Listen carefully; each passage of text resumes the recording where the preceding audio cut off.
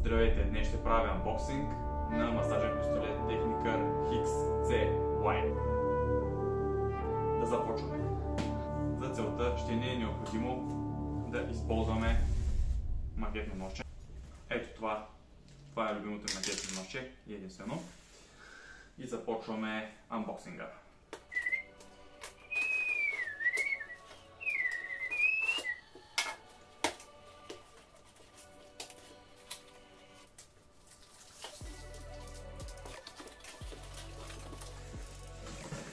И ето как изглежда при отварянето. Доста е тежко. От много отдавна искам да си купя масажен пистолет. И сега на черния петък видях този на промоция. И изключително много ми хареса, като цена-качество, имаше много хубави отзиви. Technicar XCY моделът беше намален от около 220 на 150. Дойде доста бързо, около една седмица. Изглежда много яко това кухарче, може да си го носиш като някой бизнесмен.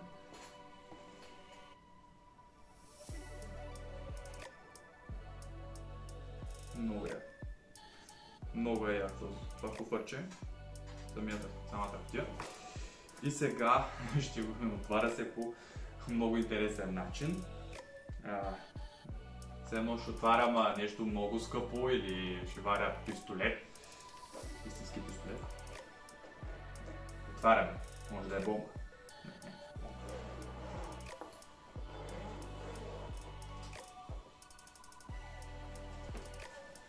Така, и тук имаме... Така, започваме с опътването. Това най-вероятно е опътването.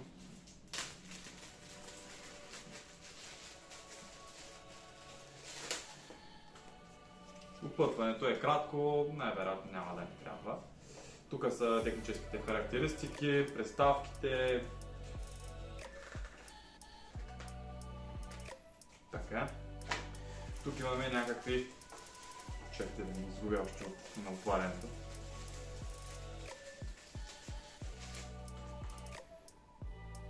Тук имаме някакви гумени части, които не знам за какво ще бъдат все още.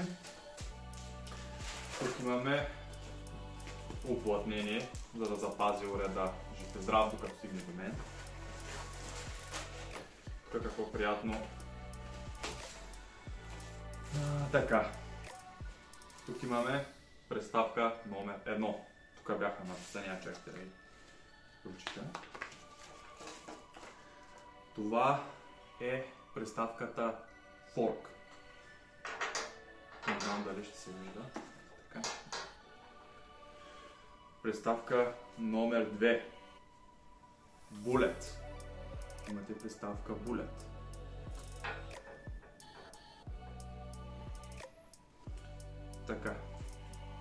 Така, приставка номер 3.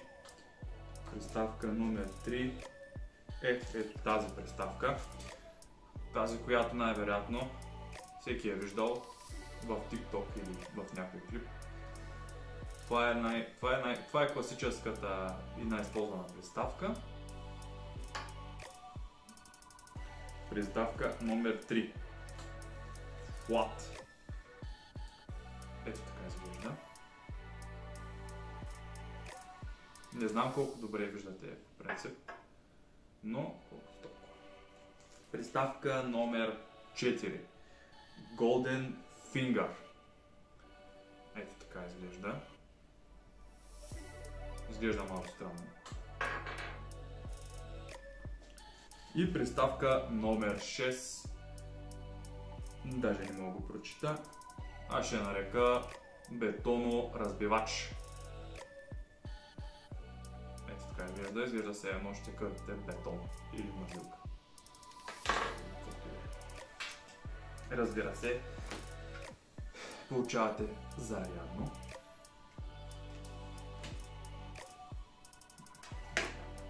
И в момента на истината, самият масажен пистолет Technicar XC White. Взимам си от найлонка.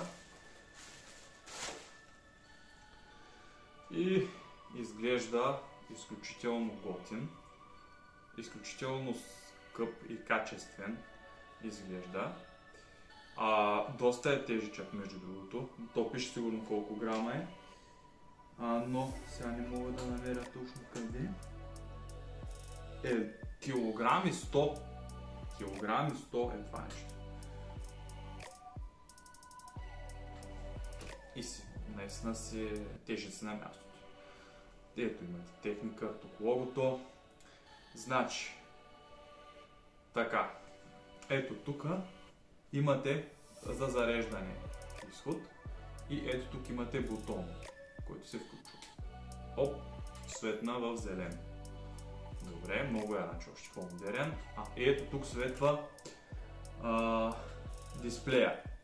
Той е тъчскрин, имате 3 бутона. Тук този е за включване. Ето започна да работи. Но още без приставка. От тук имате да усилвате ето скоростите. Можете задържане. По принцип са до 30 скоростите. И ето тук намалявате от минуса. Тук показва колко заряд ви остава. Съвсем случайно е възможно вече да съм го ползвал. Но както да. Така. От тук се изключва.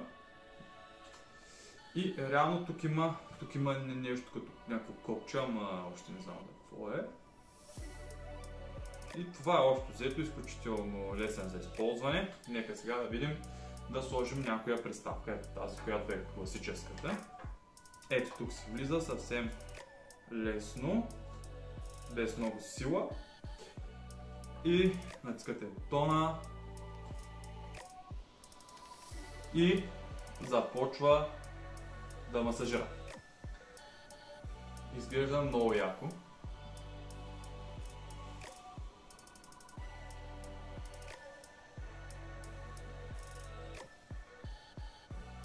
Много приятно.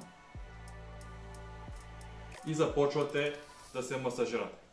Може да се масажирате абсолютно всичко. Изключително приятно. Много добре масажира, между другото. Това е само първа степен. Дори аз бих казал, че 30 скорост само твърде много. Става твърде бърз, твърде силен. Но да, изключително съм доволен от покупката, която се купих на черния петък. Много добре масажир.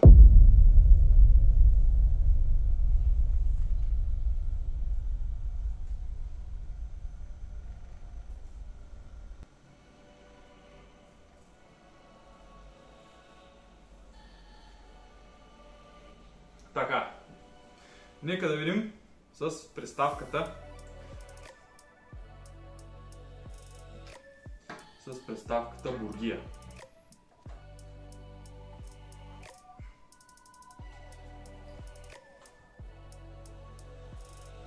И сега да видим.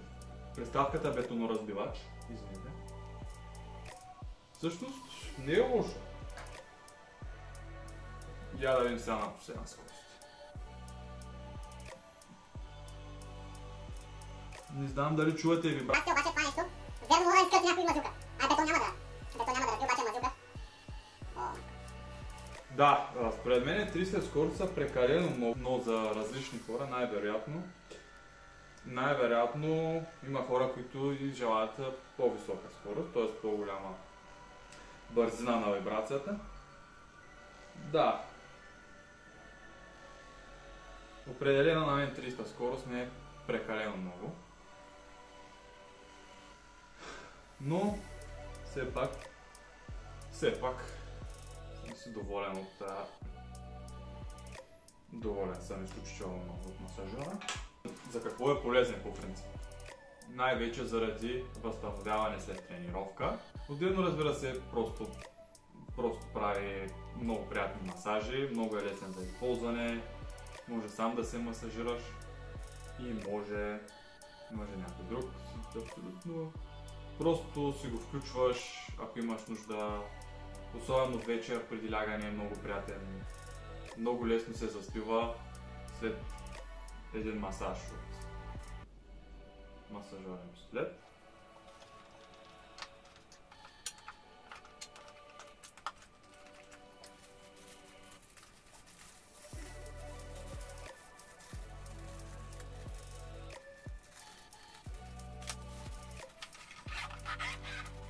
Добре, и това беше от този анбоксинг.